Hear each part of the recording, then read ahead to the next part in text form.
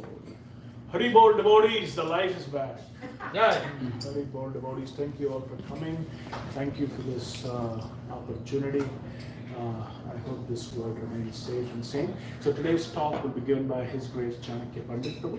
Chanakya Pandita is a disciple of His Holiness Bhakti-Tirtha Maharaja ki Jai. Chanakya Pandita is originally from Nigeria, where he was the leader of our Kaduna temple in Nigeria. Then he took several responsibilities in Nigeria. He was actually at one point they have a regional council. Every country has a council where they manage all their temples. He was the chairman of the regional council. Chanakya Pandita Prabhu has been a very integral part of our temple for the last 4.5 years. Brought a lot of stability, a lot of sanity, a lot of integrity to our temple. And he's joined here with his 3 wonderful children. So Chanakya Pandita Prabhu will be giving the talk today. And let's welcome him with a big round of applause. Hari Bol!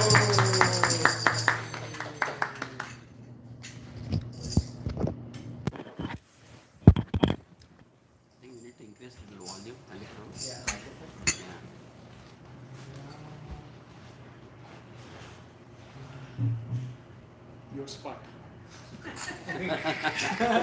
Just like the old time.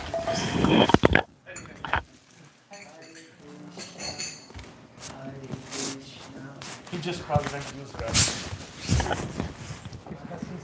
Not this part.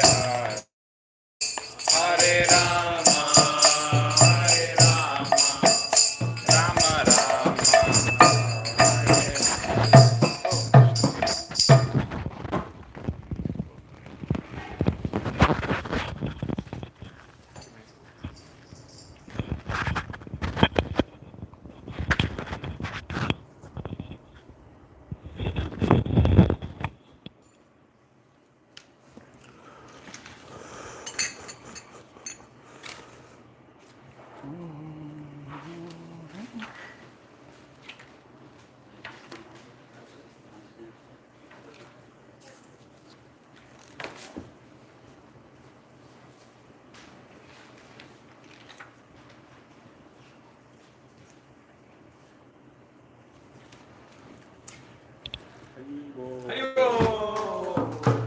Krishna.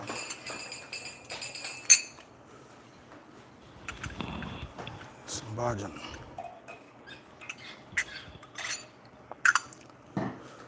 Hare Krishna. So let's just sing one bhajan from the songs of Bhakti-Vinod Thakur, the bhajans Bhakti-Vinod Thakur.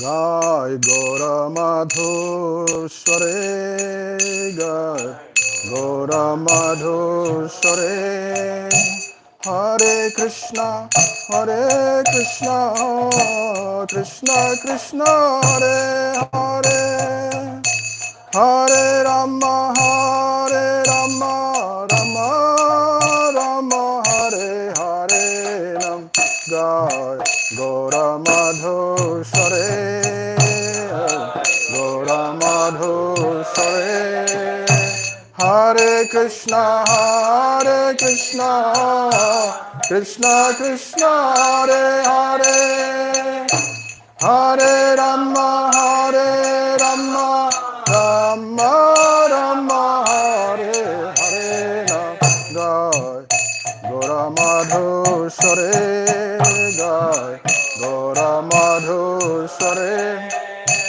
Grihe tako vane tako Sada Hari Bole dako Sukha dukhe bhulo nako Badane Hari Nam Kurure Nam Jai Gora Madhusware Jai Gora Madhusware Grihe tako vane tako Halo Hari Bole dako Sukhe dukhe bhulo nako Vadana Hari Nam Kolore Nam Jai Gora Madhusware Jai Gora Madhusware Maya Jale Bade Haye Hacho Miche Kajalaye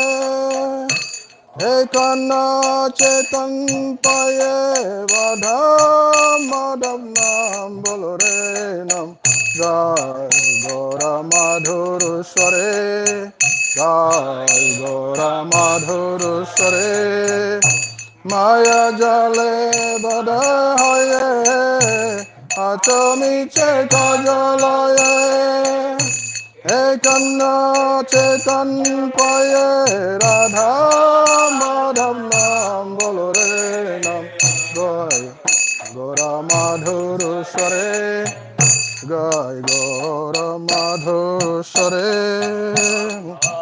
Gora Madhusware Devana Haile Sesh Navajile Rishikesh Bhakti Vino Dapadesh Ekbanam Mata Matarenam Jai Gora Madhusware Jai Gora Madhusware Jivane Haile Sesh Bhajajile Rishikesh Bhakti Vino Bhagvanate Madane Matare Matare Nam Jai Gora Madhusware Jai Gora Madhusware Hare Krishna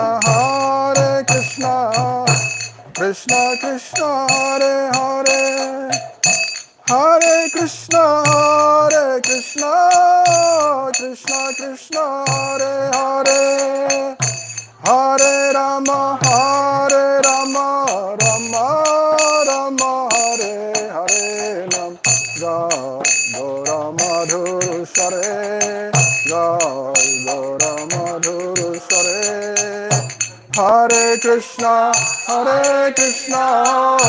Krishna Krishna Hare Hare Hare Krishna Krishna Krishna Hare Hare Hare Rama Rama Rama Hare Hare Jai Gora Madhusware Jai Gora Madhusware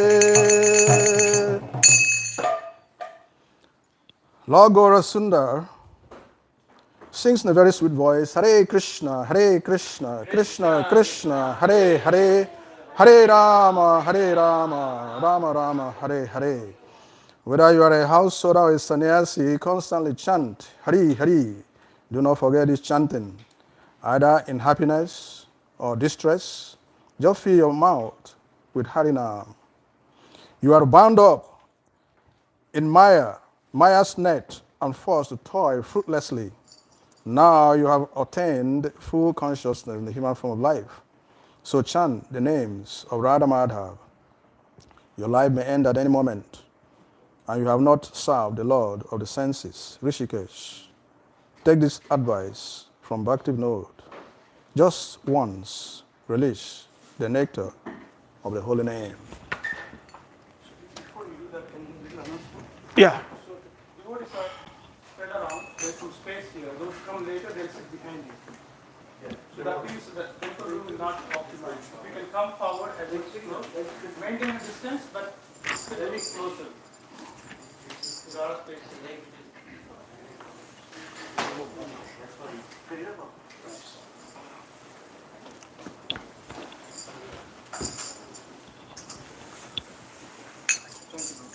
Hare Krishna.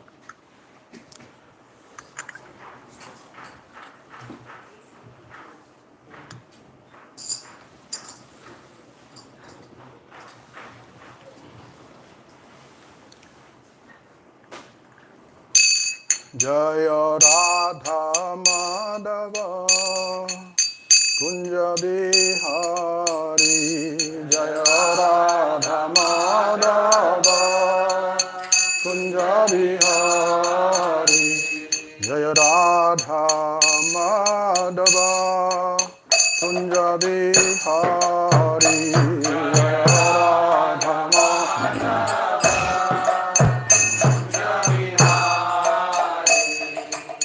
Gopi Janavallabha Girivardhari Gopi Janavallabha Girivardhari Jai Gopi Janavallabha Girivardhari Gopi Janavallabha Girivardhari Yashodanandana Vrajajana Ranjana Yashodanandana Vrajajana Ranjana Yashodanandana Vrajajana Ranjana Yashodanandana Vrajajana Yashodanandana Vrajajana Ranjana Yashodanandana Vrajajana Ranjana Yashodanandana Vrajajana Ranjana Vrajajana Yamuna Tiravanachari Yamuna Tiravanachari Yamuna Tiravanachari Yamuna Tiravanachari Jai Shri Krishna Chaitanya Prabhu Nityananda Shri Advaita Gadadhar Srivasadi Gaur Bhakta Vrinda Jai Shri Krishna Chaitanya Prabhu Nityananda Shri Advaita Gadadhar Srivasadi Gaur Bhakta Jai Shri Krishna Chaitanya Prabhu Nityananda Shri Advaita Gadadhar Srivasadi Gaur Bhakta Vrinda Jai Shri Krishna Chaitanya Prabhu Nityananda Shri Advaita Gadadhar Srivasadi Gaur Bhakta Vrinda Hare Krishna Krishna Krishna Hare Hare Hare Rama Hare Rama Rama Rama Hare Hare Hare Krishna Krishna Krishna Hare Hare Hare Rama Hare Rama Rama Rama Hare Hare Hare Krishna Krishna Krishna Hare Hare Hare Rama, Hare Rama, Rama Rama, Hare Hare, Hare Krishna, Hare Krishna, Krishna Krishna, Hare Hare, Hare Rama, Hare Rama, Rama Rama, Hare Hare. Hare Krishna, Hare Krishna, Krishna Krishna, Hare Hare, Hare Rama, Hare Rama, Rama Rama, Hare Hare, Hare Krishna, Hare Krishna, Krishna Krishna, Hare Hare, Hare Rama, Hare Rama, Rama Rama, Hare Hare, Hare Krishna, Hare Krishna, Krishna Krishna, Hare Hare, Hare Rama, Hare Rama, Rama Rama, Hare Hare, Hare Krishna, Hare Krishna,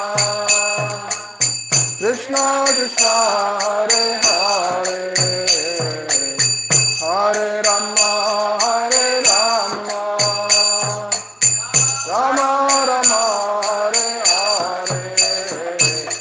Hare Krishna, Hare Krishna,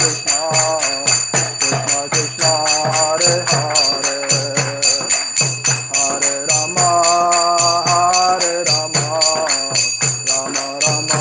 Hare Hare,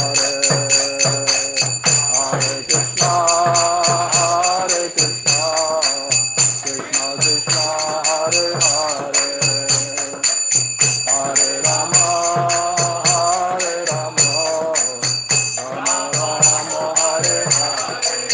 Jaya Prabhupada, Jaya Prabhupada, Jaya Prabhupada, Jaya Prabhupada, Jaya Prabhupada, Prabhupada, Prabhupada. Jaya Jaya Gurudev, Gurudev, Gurudev, Jaya Jaya Gurudev, Jaya Jaya Gurudev, Gurudev, Gurudev, Jaya Jaya Gurudev. ISKCON from the Charya, Divine Grace A.C. Bhaktivedanta Swami Prabhupada ki Jai, Shri Radhanath Bhara ki Jai, Jagannath Balade Subhadra ki Jai, Gaunitai ki Jai, Giriraj Govardhana ki Jai. All glory to Sambhu devotees. Hare Krishna.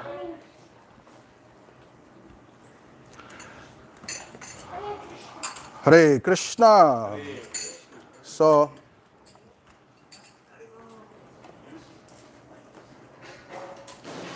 Om Namo Bhagavate Vasudevaya. Om Namo Bhagavate Vasudevaya. Om Namo Bhagavate Vasudevaya.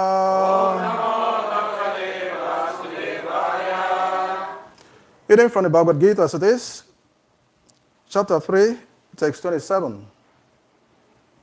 The matter of karma yoga. So I will just recite the Sanskrit and then the translations. Prakrite kriyamanani gunai karmani sarvasha ahankara vimudhatma kartahamiti manyate. Prakrite kriyamanani gunai karmani sarvasha ahankara vimudhatma kartamiti manyate. Prakrite kriyamanani gunai karmani sarvasha Ahankara vimodhatma Karataham iti manyate. Anybody wants? Prakriti kriyamanani Gunai karmani sarvashaha Gunakarmani sarvashaha Ahankara vihudatma Ahankara vimodhatma Kartaham iti manyate Karataham iti manyate. So what for translation? Prakriti of material nature. Kriyamanani being done. Gunai by the modes. Karmani activities. Sarvasa all kinds of. Ahankara vimodhatma Ahankara vimodhatma bewildered by false ego. Atma the spirit soul. Karta doer. Aham I. Iti thus. Manyate he thinks. Translation and purport by Divine Grace Srila Prabhupada ki jai. Translation. The spirit soul, bewildered by the influence of false ego, thinks himself the doer of activities which are in actuality carried out by the three modes of material nature. Purport. Two persons, one in Krishna consciousness and the other in material consciousness, walking on the same level, may appear to be walking on the same platform, but there is a wide gulf of difference in their respective positions. The person in material consciousness is convinced by false ego that he is the doer of everything. He does not know that the mechanism of the body is produced by material nature, which works under the supervision of the Supreme Lord. The materialistic person has no knowledge that ultimately he is under the control of Krishna. The person in false ego takes all credit for doing everything independently, and that is the symptom of his nations. He does not know that this gross and subtle body is a creation of material nature, under the order of the Supreme Personality of Godhead, and as such, his bodily and mental activities should be engaged in the service of Krishna, in Krishna consciousness. The ignorant man forgets that the Supreme Personality of Godhead is known as Rishikesh, or the master of the senses of the material body. For due to his long misuse of the senses in sense gratification, he is factually bewildered by his false ego, which makes him forget his eternal relationship with Krishna. Om Ajnana Timirandasya Gyananjana Shalakya Chaksho Militam Jena Tasmai Shri Gurave Shri Chaitanya Manovistam Stapitam Jena Bhutale Swaya Rupam Karamahyam Darati Parantikam.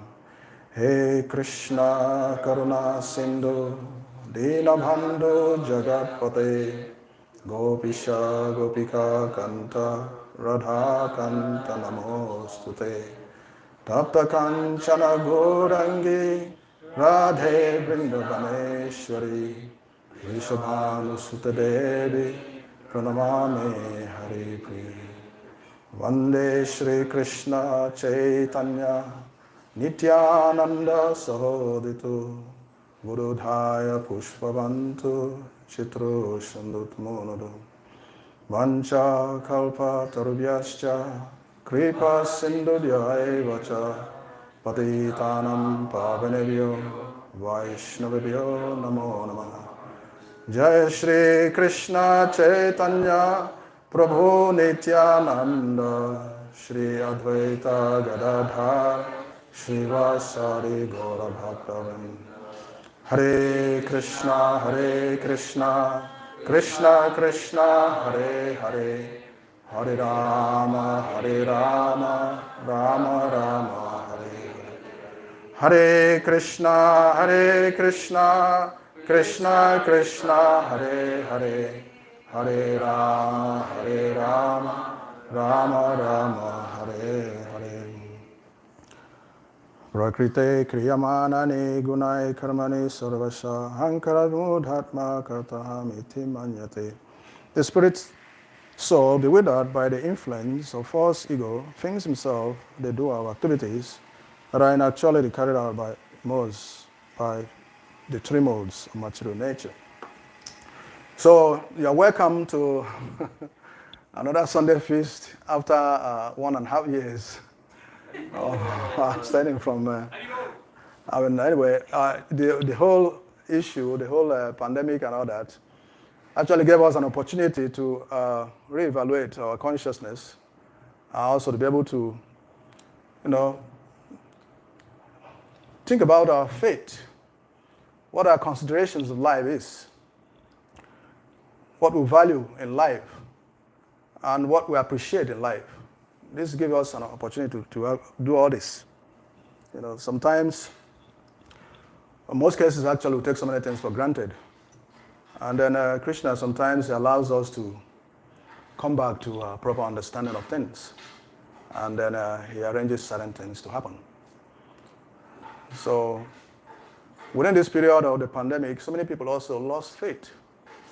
The process of devotional service, the process of religion or whatever. And even some places in India, some people actually threw away their deities. They threw away their deities during the time. So that is not able to protect them from the influence of the pandemic. They just carry the deities and then put them inside water. And then some of them, they threw them away in the dustbin and all that, the deities and all. This still reminds us that a deity can become an idol, and what is considered to be an idol can become a deity. Because actually the force of the devotion of the worshipper can actually give life to the deity the worships. If not, a deity can become an idol. Just some people, like some of them, threw away their deities because they thought they are idols. They're not seeing what is happening, they're not rescuing them, they're not actually doing anything. And then some of them are dying, some of them are having so much difficulties and all that. And they threw them away. So, Krishna consciousness is based on understanding the Siddhanta of Vaishnavism, understanding the theistic philosophy. The theistic philosophy of Krishna consciousness. We want how to understand it. Without such understanding, everything is actually on a material platform. And such a neophyte devotee, a neophyte person, can easily be bewildered at any point in time. His faith can be shaken because his faith is pliable. It's not strong. He does not even understand the basics of his worship. And that is what is obtained all over the world.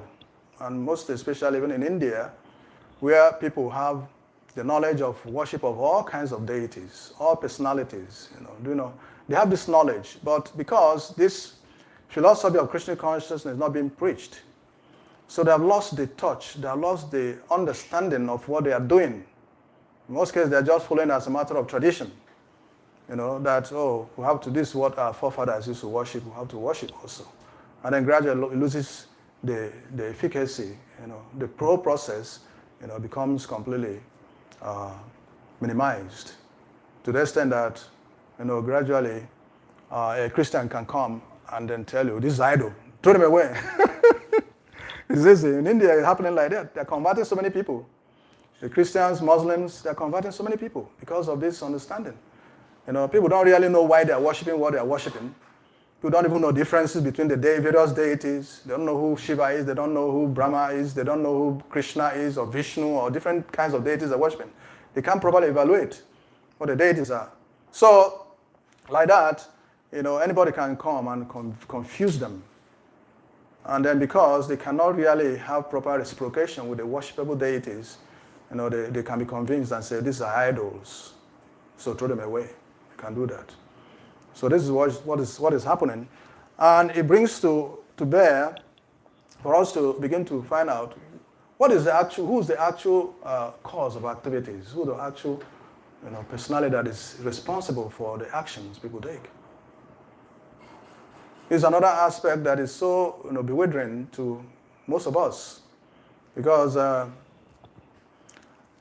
long-term association in this material world, we have developed all kinds of philosophical inclinations, and every philosophical path also has its own gurus who are propagating it and trying to make it the mainstream. And so basically, about 6 kinds of philosophies in categorization. And then one of the personalities that propagated in the ancient times, we consider to be Gemini. Gemini, Muni, he propagated the philosophy of karma, Mimamsa philosophy, karma. And this philosophy also is very popular in the world today, because most of us actually think that activity is the actual cause of things, happiness or distress in the world. Normally we say every action there is an equal and opposite reaction. So practically everybody buys into this philosophy of action, which brings to reactions, which is the ultimate cause. And then he mentions that action or activities also, they don't stand on their own. There must be a performer, somebody who performs those activities. And then this person who performs the activities must be responsible for the suffering or the distress that comes to him. It doesn't stand on his own. So this philosophy stands that if you perform good work, fruitive activity, you're bound to get good results. And then that's why people also, most people also say that activity or one's dharma is one's duty is one's dharma. If you perform good work, suddenly you're going to enjoy. And if you perform bad work, you suffer. So these are some of the understanding. But still, it has a lot of flaws to prove that it should not be the ultimate cause of happiness or distress in the world. In the sense that no one wishes himself any bad or evil. If I'm the cause of my happiness and distress, suddenly I will only act and cause all the happiness in the world for myself. I shouldn't cause distress to myself. Nobody does that. Nobody prays, oh, let me suffer. In that sense. Everybody wants the good things of life. So, but why is it that bad things are happening to us? Who is responsible? Even though we wish ourselves all the good things of life and also act to achieve those good things based on our knowledge, based on whatever knowledge you have, we're acting to achieve those good things to come to us. But still, bad things happen to us. So something else must be responsible for the bad things that are happening to us. And therefore, some people also think that there should be some personality, some Satan or some evil force that is responsible for evil things. And then this is also popular among the religionists, the Christians and all that, who think that God is responsible for the good things happening to us, and then Satan is responsible for the bad things happening to us. So this is not absolute. This is not absolute philosophy. It has some flaws in the sense that sometimes one, meticulously acts in a pious way, properly, but he gets a bad result. He doesn't get a good result he intends. So that means if one is not in charge of the result of his fruitive actions, then how can such a person hope to be happy in this world? If you're not in charge of the results of whatever actions you perform, then how do you hope to be happy? By acting such a way. So it's a flaw in that sense. And still another philosopher, like consider that material elements are responsible. This Kapila, the theistic Kapila, also thinks that the material elements are responsible for the happiness and distress. The combination of these material elements, they are responsible. If they are dismantled, then there will not be any question of happiness or distress. But that is also rejected because the material elements, they don't stand on their own. There are forces that combine them, and there are also forces that dismantle them, which is not on their own responsible. So it cannot be that the combination of these elements is the cause of distress or happiness in that sense. So that is not correct. And yet the other philosophers like Gautama and Canada, who also think that the atomic constitutions are responsible for the happiness or distress. And this is also, most of the modern scientists also, they think in these terms, that the atoms is the cause of the manifestations and activities. This is also not very pliable. And another kind of philosopher, Ashtavakra propagated the Brahman, the effulgence. The effulgence, or the impersonal aspect of the Lord, is the ultimate. That everything actually is situated in Brahman. Everything that is you see in creation is situated in Brahman. And therefore Brahman is the ultimate cause of happiness and distress. So, of course, he does not understand that Brahman is not independent, doesn't stand on his own. Lord Krishna explained in the Bhagavad Gita that he is the source of the impersonal Brahman. So Brahman is not just there. The energy of light cannot just exist on its own, and therefore cannot be the ultimate cause of everything. So these various philosophers, they tried as much as possible to establish the cause and effect, but they could not really establish this in eternity. You cannot properly establish this in eternity. The only philosopher that could actually establish this is Srila Vyasadeva himself, who's the incarnation of the Lord, who established the philosophy of the personality of God that was in charge, who is the supreme shelter of everything. And that is the Vaishnava philosophy. The Vaishnava philosophy is that there is ultimately the supreme person, because sometimes it's very fearful if there's no sentient person who is responsible for everything. If it's just some light, it's just that whatever action you perform, you get some reaction from that. It's very fearful because you can't pacify anybody. You cannot even think about some of the qualities like humility, like compassion. It has no supreme personality who you can actually appeal to, who you can actually propitiate, who you can surrender to save you from all the troubles. You know, life is very, very, very, very frightening. If it's just the whole thing just like that. For the matter of impersonal Brahman and all that, you know, light, you know, things are just happening automatically by in that sense. So it couldn't be, because sometimes you see that we engage in various activities, even sometimes scripturally approved activities, but still the result is different. It doesn't come as prescribed in the scriptures.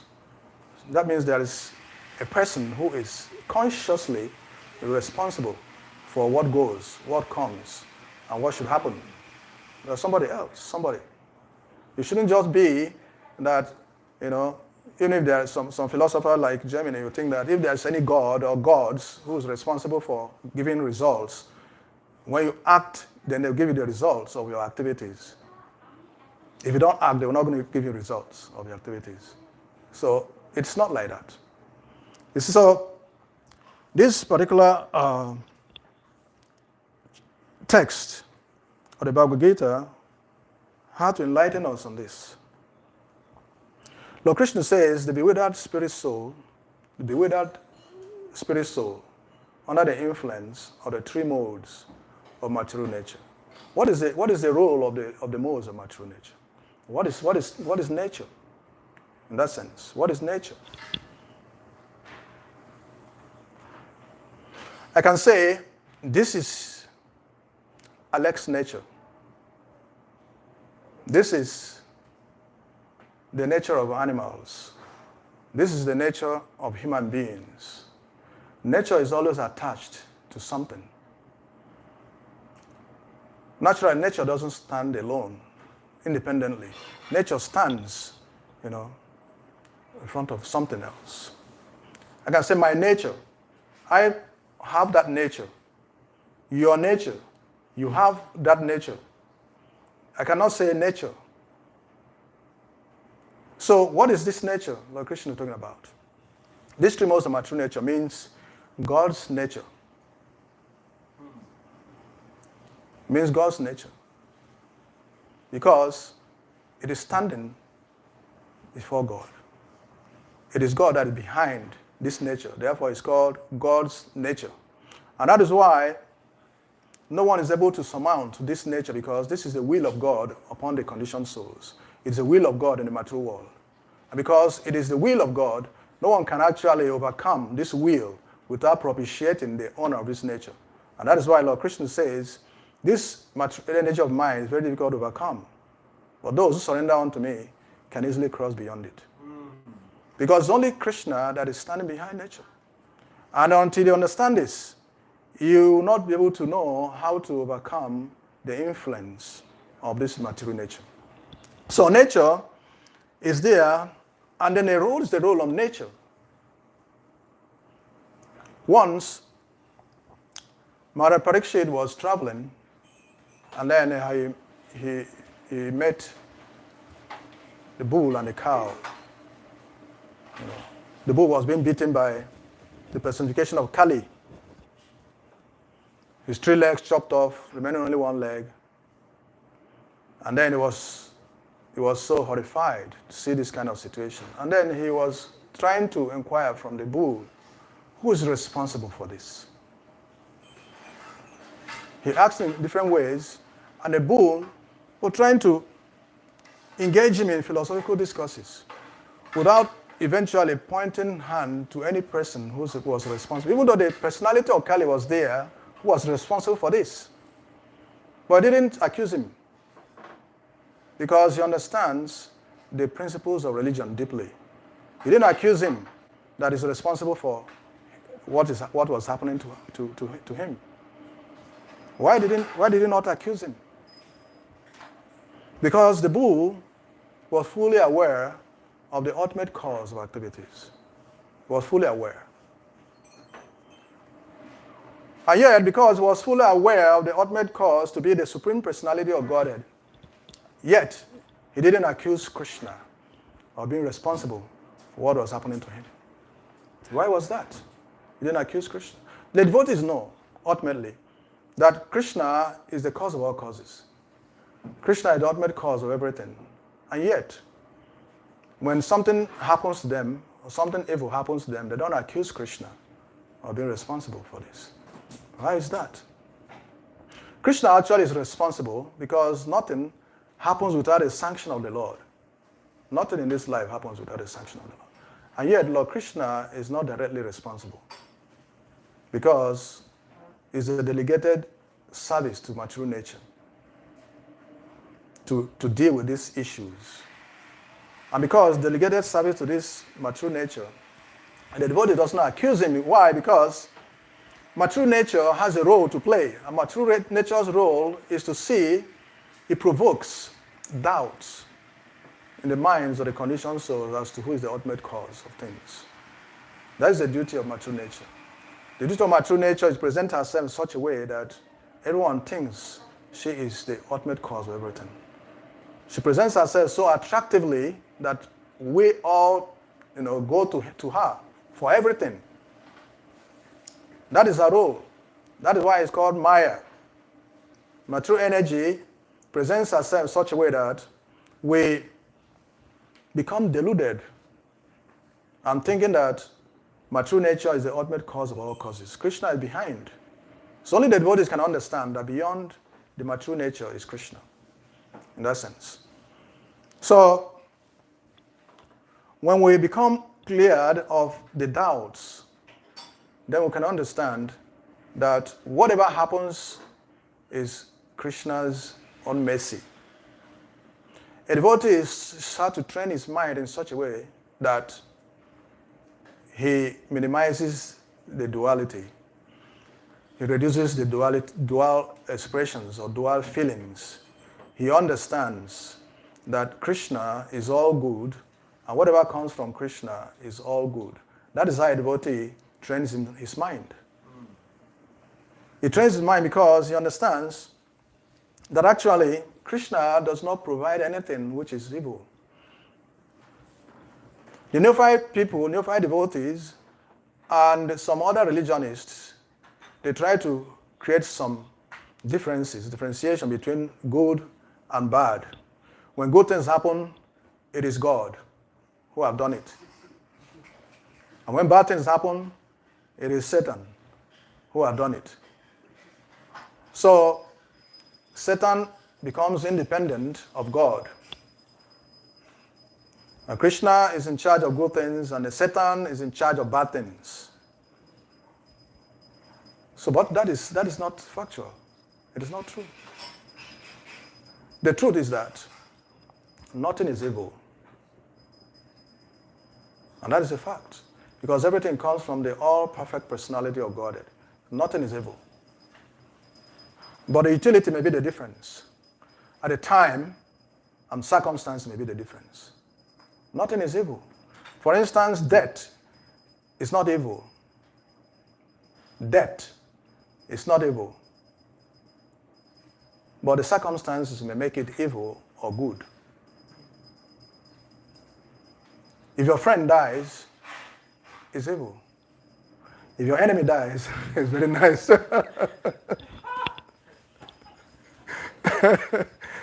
somebody who's evil dies, everybody rejoices. That it's nice, he's dead. So nothing can be said to be dual, because everything is absolute in the Lord. But it's only the devotees can realize that. Only the devotees can realize that. And because of the expansiveness of vision of a devotee, he can see Krishna in everything. He can see Krishna in all circumstances, everywhere. Whereas one who's not so advanced in spiritual life, his understanding of Krishna is so limited. At best, he sees the Lord when he goes to the temple, goes to the church, when he goes to the mosque, he sees the Lord there. When he goes out of the place, Krishna is not there. He can do all his things. When good things happen to him, he can say, maybe God is responsible.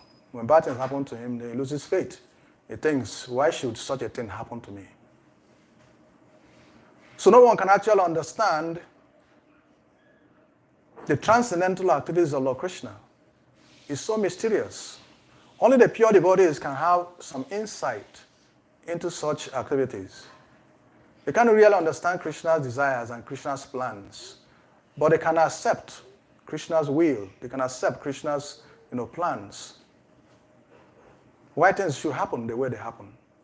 That somebody is responsible, which is Krishna.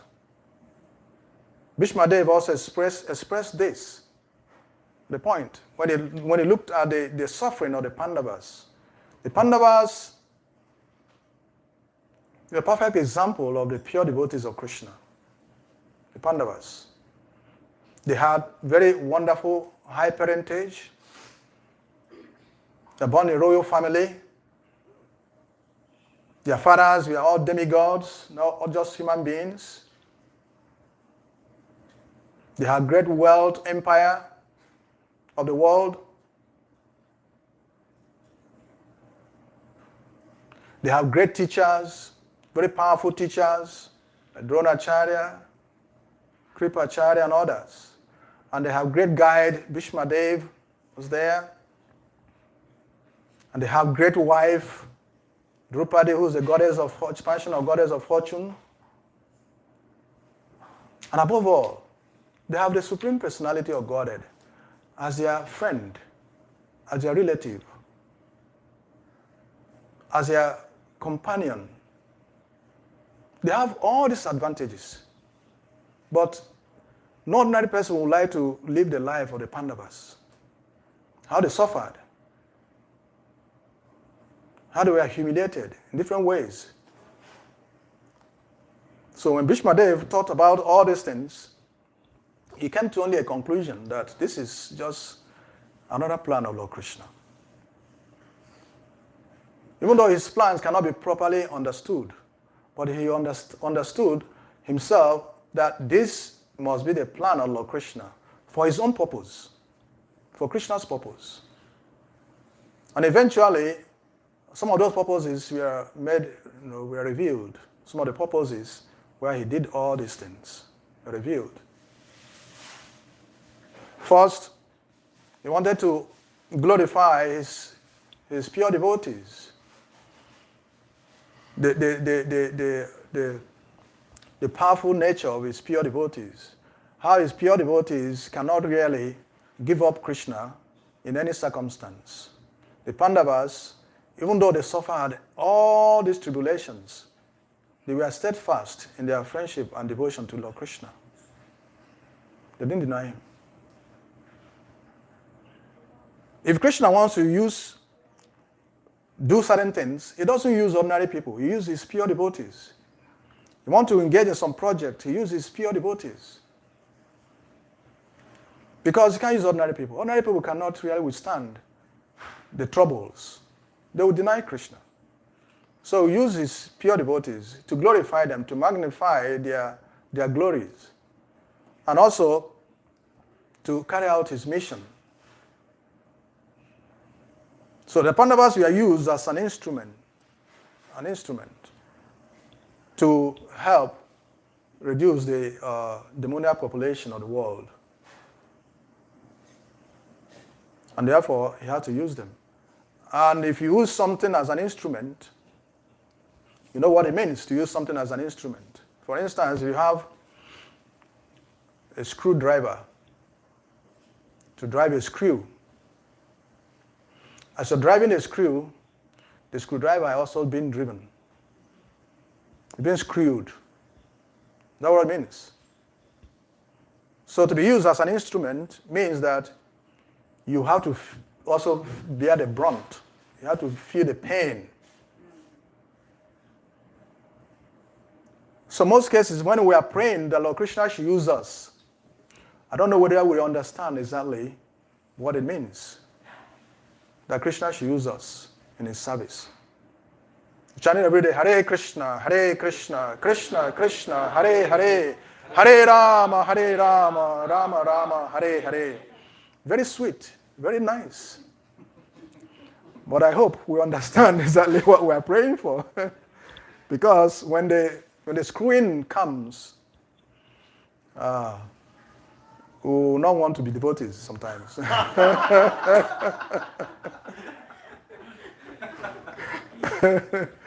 So that's what it means.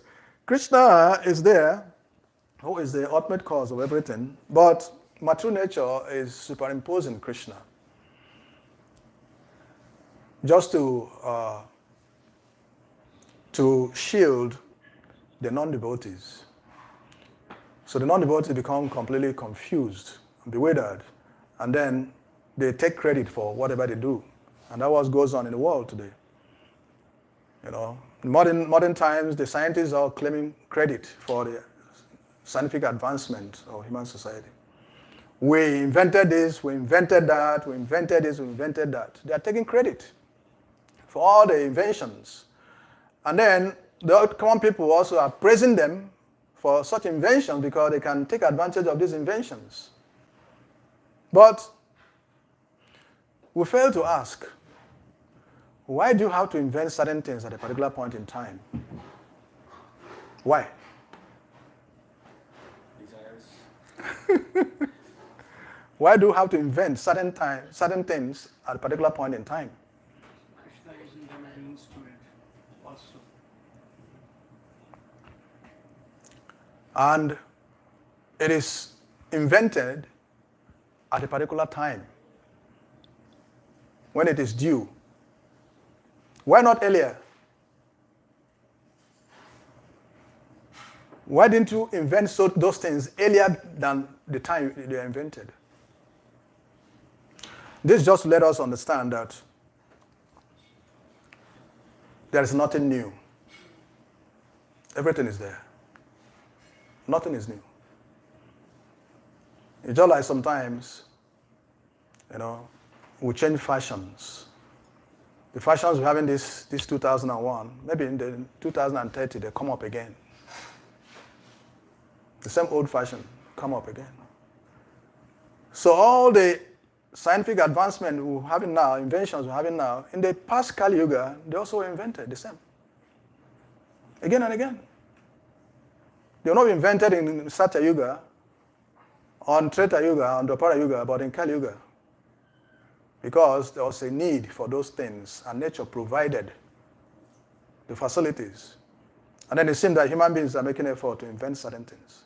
These are actually allowed by material nature. They are given to facilitate the activities. So nothing is new.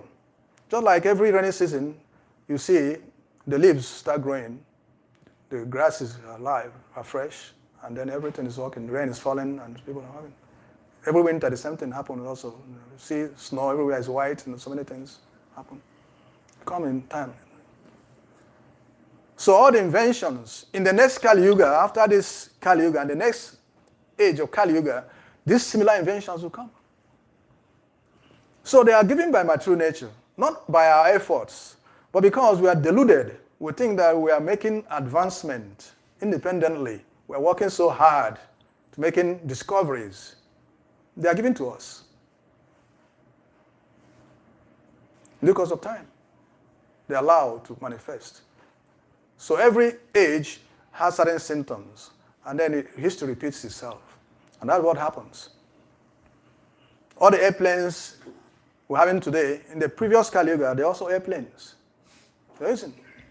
In the next Kali Yuga, also they're going to be airplanes. So why is it coming in time? In cycle? There are provisions by the most of material nature. They are given to us. Krishna allows that these things come up. So if we understand these things, then we don't take credit for these things.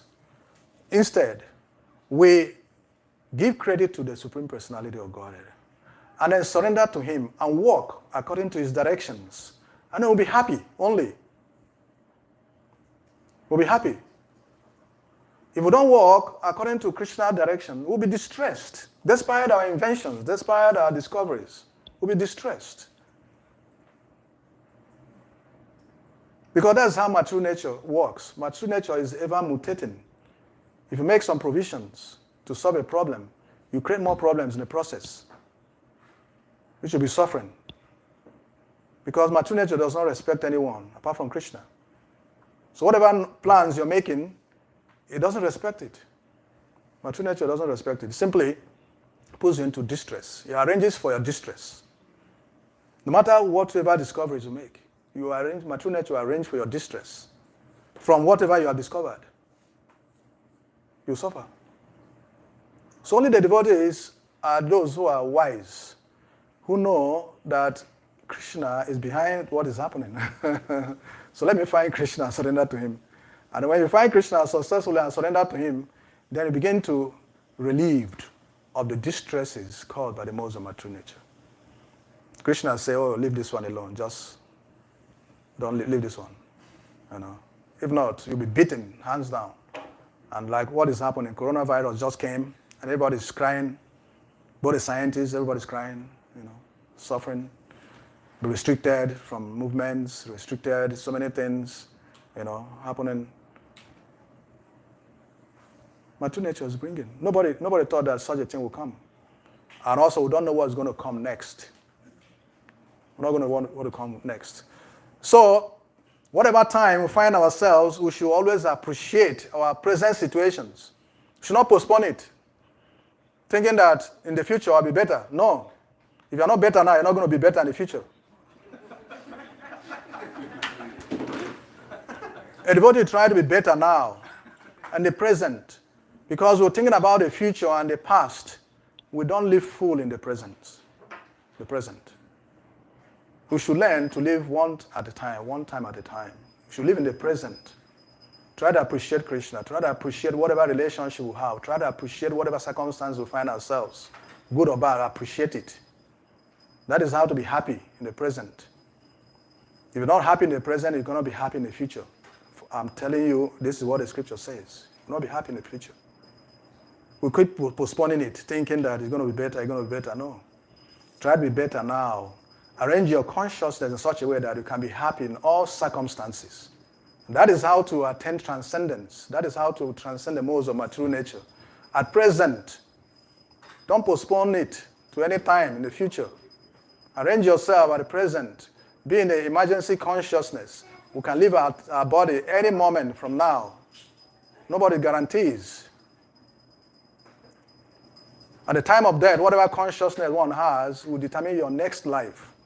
So, it is now.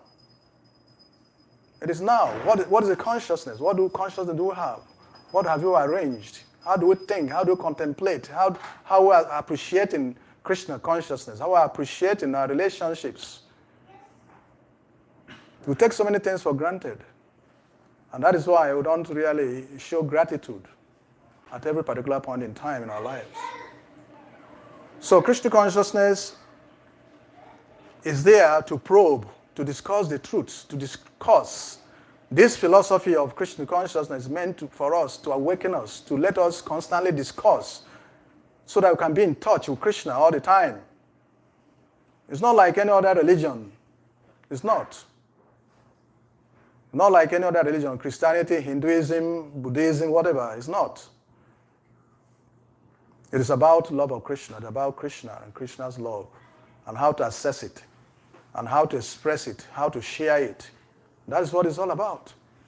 And then if we understand this, then we'll live in the present, and we'll be happy. And if we're happy now, I'm telling you, the next day you're going to be happy. The next 2 days you're going to be happy. If we're not happy now, no. We're always in the flickering situation, happiness and distress. Some good things come, we feel happy. Some bad things come, we feel distressed. You're going to continue like that, I'm telling you. Because there's no stable situation. The material nature is always in a constant flux. Always dual. So we should come to Krishna consciousness and appreciate what we have. Assess it. Make ourselves available for this process of Krishna consciousness. Make ourselves available so that Krishna consciousness can pass through us. When it passes through us, then we'll be happy ourselves. And then begin to feel, blessed, feel ecstasy at any particular point in time. So the bewildered spirit soul, bewildered by the influence of false ego. This false ego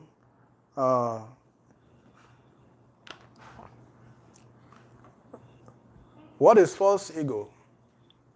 What is false ego? False understanding of things as they are. When we don't understand things as they are, that's false ego is there. False ego is there. So you're asking what is false ego? Yes. I was thinking,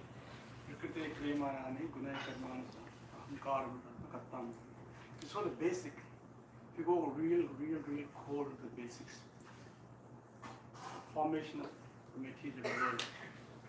If you go to the root, the base is I, me, mine. Janasya mohayam aham. So that's the false identity. So real identity is the ego. I am a servant of God.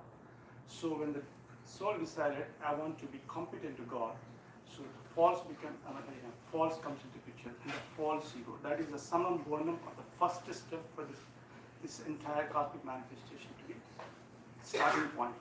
That time Prakriti is called as a Pradhana. Pradhana means unmanifested. So Pradhana is there, the false ego is there, but the soul has a desire. So that's where the Krishna uses his glance as a time. So blend this false ego with this Pradhana, with the time as a stick, it starts rotating, and that's where the modes of material nature comes out of it. Then it becomes a manifested, this is Mahatattva. So that is the summum bonum of the entire cosmic manifestation. The base is 1 plus 1 equal to 3. It's not 2. So that's where we started. So that's just everything whatever we do, the base is wrong. Because I'm not what I think I am. So from the perspective that we cannot be happy. can be started the wrong foot. So that is the base, my understanding. Thank you. Krishna bole se jiva anadi bhahir mukha ateva maya tare dukkha samsara dukkha. Krishna bole se jiva, the living entity, immediately he thinks separate from Krishna, immediately Maya will arrest him and then binds him and then beckoning him in his material existence, time immemorial. So the ego is there, and when it becomes false, then it's a problem. And this force continues manifesting every other thing. All the troubles of this world, lust, anger, greed, everything comes from there. So to reverse it, we have to eagerly and very seriously, urgently begin to worship Krishna and serve him.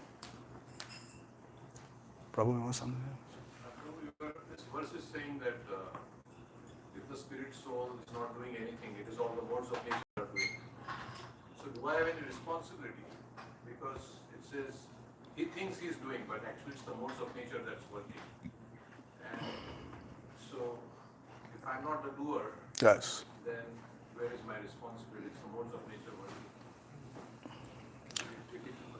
Yes, it says that who is actually the doer? If you say, okay, I'm not the doer of activities, the modes of nature are working, then what is your responsibility in the whole situation? 5 minutes. Yes. What is the responsibility in the whole situation? So, the responsibility is that when one actually understands that he's not the doer of activities, he should know who is the doer of those activities. If he understands that Krishna actually is the doer of those activities through my true nature, then his responsibility is to walk in alliance with the Supreme Personality of Godhead and surrender to the Supreme Personality of Godhead.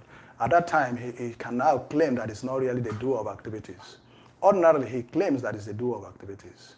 And then he bears the brunt, the happiness and distress that come out of it. And that's where the false ego is.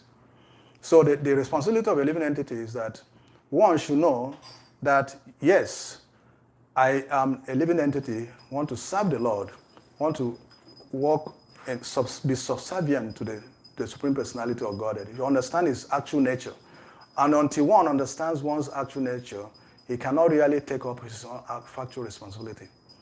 And our actual nature is that we are subservient to Krishna. We are part and parcel of Krishna. And therefore, we have to walk as part of the Supreme Personality of Godhead in trying to satisfy him. That's where our responsibility is.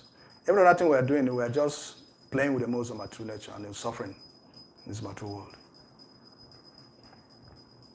But to know that Krishna is behind the modes is, how do you know really? I mean, it's in the book. Yes. But how do you know Krishna is behind the modes of material nature? That is where the whole Krishna consciousness comes in. The philosophy of Krishna consciousness comes in. By coming to the process of associating with the devotees, hearing about Krishna, chanting about his holy name. Gradually, if the senses become more and more purified, one can actually understand that Krishna is behind everything. In that sense. So thank you very much. Hare Krishna. Hare Krishna. Chanakya Pandita.